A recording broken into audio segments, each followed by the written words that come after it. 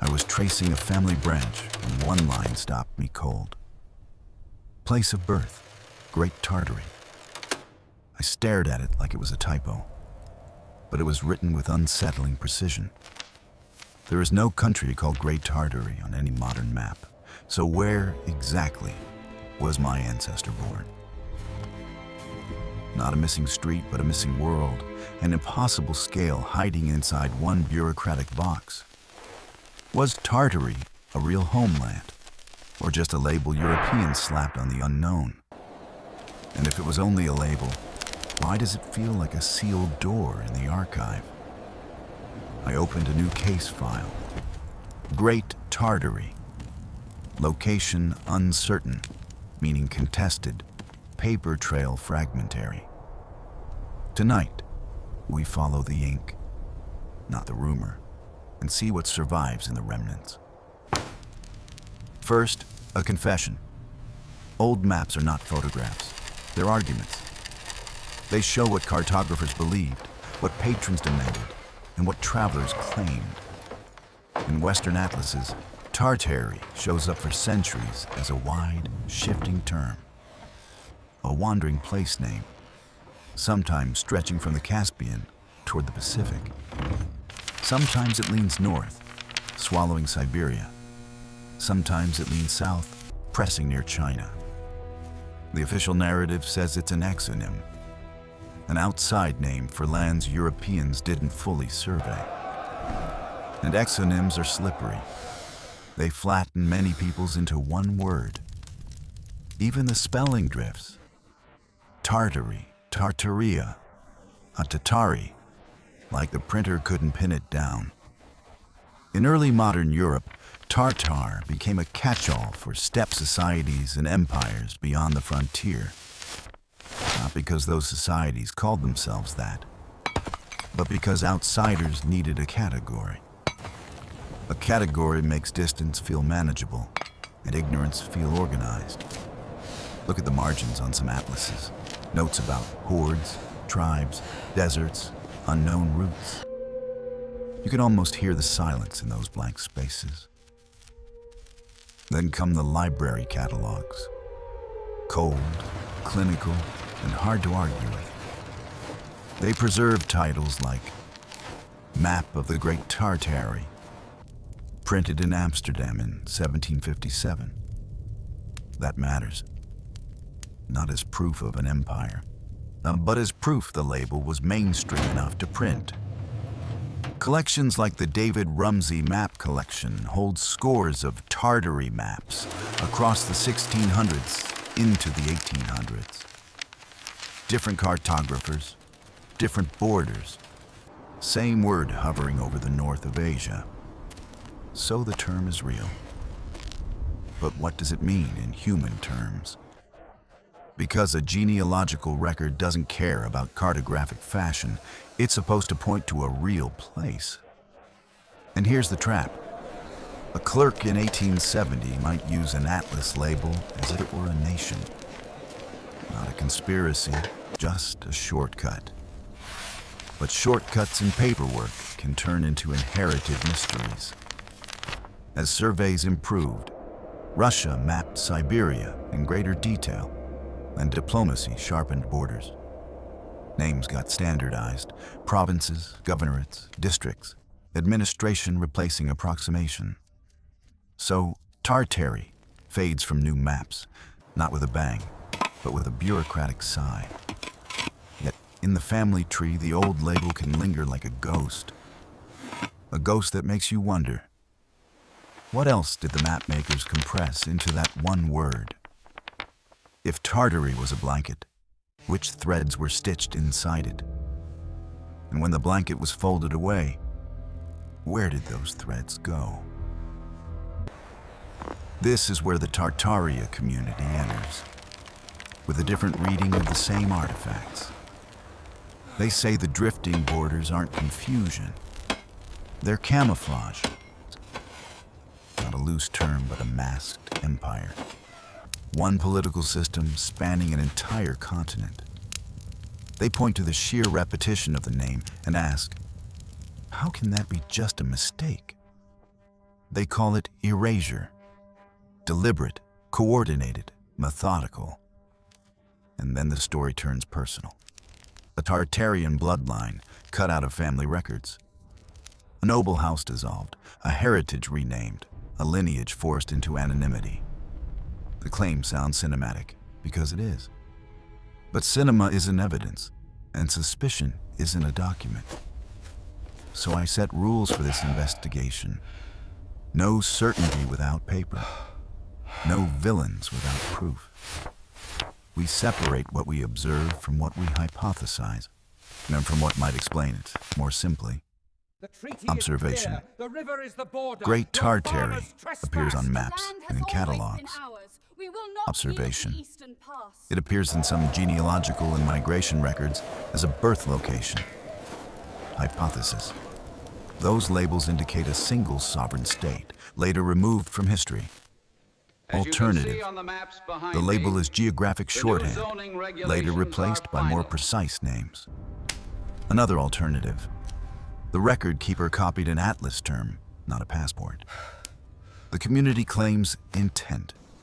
Someone wanted the word gone. History often offers a duller weapon, standardization. Still, dull weapons can cut deep when they slice through identity. So we test the claims where they should be strongest, in archives that don't care about myths. If there was a unified Tartary, it should leave a consistent administrative footprint. And if there wasn't, the confusion should show up exactly where paperwork gets messy. I start with the oldest clue, atlases around the late 1600s. In some, Tartary sits like a headline over a continent-sized unknown. Rivers are confident lines, while cities are cautious dots, sometimes missing entirely. You see Muscovy on one side, China on another, and between them, Tartary. Not a border you can measure, but a zone you can name. By the early 1700s, and the label divides: independent Tartary, Chinese Tartary, Russian Tartary. That split is important, because empires don't usually label themselves as three different Tartaries, unless the word isn't a state, but a region in someone else's mind. Then the mid-1700s, the 1757 Amsterdam map title, Great Tartary, bold across the sheet. The typography is loud, the geography cautious, and the certainty uneven. Coastlines are sharper than interiors, an old pattern in map-making. The further from trade routes, the more the page becomes suggestion. In some editions, mountain ranges multiply like rumors. In others, lakes appear that later maps quietly delete. This is not fraud. It's the cartographic version of eyewitness testimony. Different witnesses, same event, different details. I flip forward to late 17th century atlases and watch Tartary shift again. Sometimes it hugs the Arctic, sometimes it dips into Central Asia. The name moves, like it's chasing information. If a hidden empire were being erased, why would early maps disagree so much about its shape? Unless the agreement was never about borders, only about distance. By the early 1800s, the word starts sharing space with newer labels. Siberia, Kyrgyz, Mongolia. The map gets crowded with specificity. And specificity is the enemy of grand, vague names. Yet, even as it fades, Tartary remains a header in some Western atlases. Because map publishers reuse plates and terms outlive their accuracy. A label can survive simply because printing is expensive. I check legends and index pages. Sometimes Tartary is more marketing than measurement. A promise of exotic distance for readers who will never go there. Next, I compare 3 maps from The 3 roads are difficult decades, this time of year, sir. and the borders refuse to align. Same word, different perimeter, different internal divisions. That's a red flag for the single unified state claim. But it's also a clue for genealogy. A person could be from Tartary in one system and from Tobolsk in another. Then I hit the catalogs again, because catalogs don't embellish. They list titles, dates, publishers, holdings, evidence of what existed in print culture. Catalogs confirm the label was common currency among Western mapmakers. And this They inscription do not here confirm suggests what foreign governments call involvement. themselves. A map can name a place without that place consenting. So the map evidence tells me one thing with unsettling precision. The word was real. What it doesn't tell me is whether Great Tartary was ever a state that could issue a birth certificate. Now I move from ink on paper to ink in people's lives. Genealogy is not one record. It's a chain of fragile links. Break one link and the whole story starts inventing itself. First culprit, administrative churn. A village can change provinces 3 times without moving an inch. Second culprit, transliteration. Latin letters trying to imitate Cyrillic sounds. One name becomes 4 spellings, and a search engine swears they're different people. Third, languages with multiple scripts, Cyrillic, Arabic, Latin, depending on era and community. A clerk hears a place name once and writes what he thinks he heard. As you can see, Then an immigration officer copies that spelling like it's gospel. And decades later, a descendant reads it like a prophecy. I've seen it happen with Odessa becoming Odessa, with Kazan becoming Kazan. So Tartary could be a clerk's umbrella term for somewhere in Asia under the Russian Empire. Or it could be a traveler's answer to a question they didn't understand. Imagine the scene. Where were you born? In the Tatar lands. And the clerk writes, Tartary. Not malicious, just mismatched vocabularies. Full late 1700s Next plate. culprit. Coasts sharper Record than interior, loss. shown on stand. Wars Pure burn black and churches, white scan. fires eat town halls, revolutions scramble registries. Silence enters the archive, not as a plot, but as smoke. And so when we compare the maps, Then we there's see the problem name of hasn't renamed stayed with places. The original geographical point. A settlement It has might be drifted renamed to honor a alongside the governor, population. then renamed again after a revolution. If you don't know the old name, you can't find the new one. Genealogy becomes a puzzle with missing edge pieces. And missing pieces invite big stories. I call this the inheritance of ambiguity. We inherit the gaps, not just the names. Another technical trap, categories on forms. The ship manifest might list nationality, but mean empire, or ethnicity, or language, depending on year. So a person from Siberia could be Russian politically, be Tatar linguistically, and Tartary geographically. 3 truths. 1 body, 4 boxes. And when databases digitize those forms, they freeze the boxes as if they were facts. The myth grows out of a spreadsheet. This is why one line, born in Great Tartary, can feel like a door to a lost empire. Transliteration must be exact, Because it's not just a especially given place, the historical it's a place context of name the wearing document. someone else's era. The question becomes, can we translate that era back into modern geography? Or will the past keep slipping away every time we try to pin it down? To translate labels, I need a reference point that governments actually used. Yes, the topography That is brings us much to clearer on this 1897, the first general census of the Russian Empire. A massive administrative act. counting people across a realm of staggering How many diversity. souls reside in this The household, total sir? often cited Just the is five of us, 125,640,021, an impossible scale for any single myth to hide inside. The census didn't ask, "Are you Tartarian?" It asked things like Layered language, translucent estate, border and sheets place. held over a base map by Because African empires American track male taxes, assistants trembling labor, from cold, and pure loyalty, black and white engraving, not romance. No readable text. So where does Tartary go when the government starts using finer categories? It fragments into regions and into ethno-linguistic labels. Represents the agreed upon Here, the territory. Tatar question becomes Never central. agreed upon, old man. In modern It is terms, unacceptable. Tatars are Turkic-speaking peoples with distinct histories and communities. Older English sources often use Tartar broadly, and sometimes carelessly, for many step groups.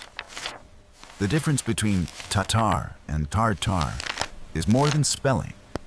It's a history of naming from the outside. Encyclopedias describe Tatars as a group of Turkic peoples, not a single vanished empire.